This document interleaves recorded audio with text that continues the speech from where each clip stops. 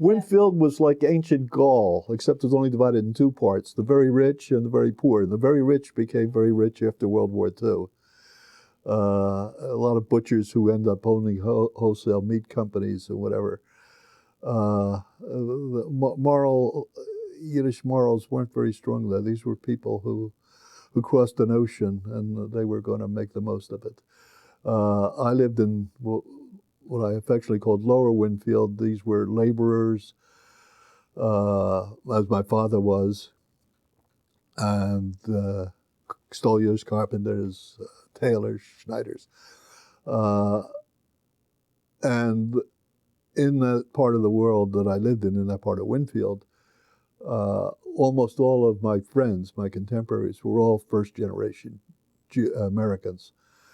So wherever's house I went to, it wasn't unusual to hear Yiddish spoken, or at least English with a very, very heavy European, generally Slavic accent.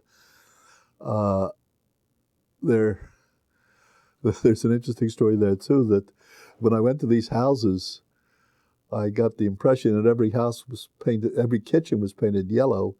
And the reason it was painted yellow, or at least I thought, was that they fried everything, and particularly the grieven, when they made the grieven, and the smoke from the frying, from the rendering of the fat, discolored all the paper, and so it was yellow. But there was another thing too, relative to the Yiddish, because although very little Yiddish was spoken in the neighborhood, at least not to the kids. They were all trying. It was a different world then. We all wanted to assimilate it, and they certainly wanted their children to assimilate. I came to the conclusion when I went to school, a regular elementary school particularly, that the teachers there spoke clear, concise English, well pronounced, the grammar was excellent, the vocabulary was good. And I came to the conclusion, it took me many years to learn differently, I came to the conclusion that people who spoke well were intelligent people. But it was an easy one to make because everybody around in the neighborhood, all being immigrants, some who were naturalized, some never became American citizens. But they tried to speak English, but the words were unclear, the grammar was incorrect.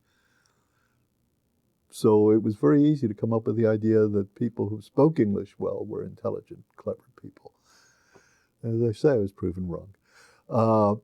The other things from the youth, there were so many of us. There were, today, you come to neighborhoods and they're big houses, whatever. These were all row homes. And so on one block, there'd be 20 kids. Although the average family, they learned something in Europe. They learned not to have 8 and 10 and 12 children. These were not Orthodox Jews. In fact, most of the Jews who I came in contact with were cultural Jews, not religious Jews, and I consider myself the same.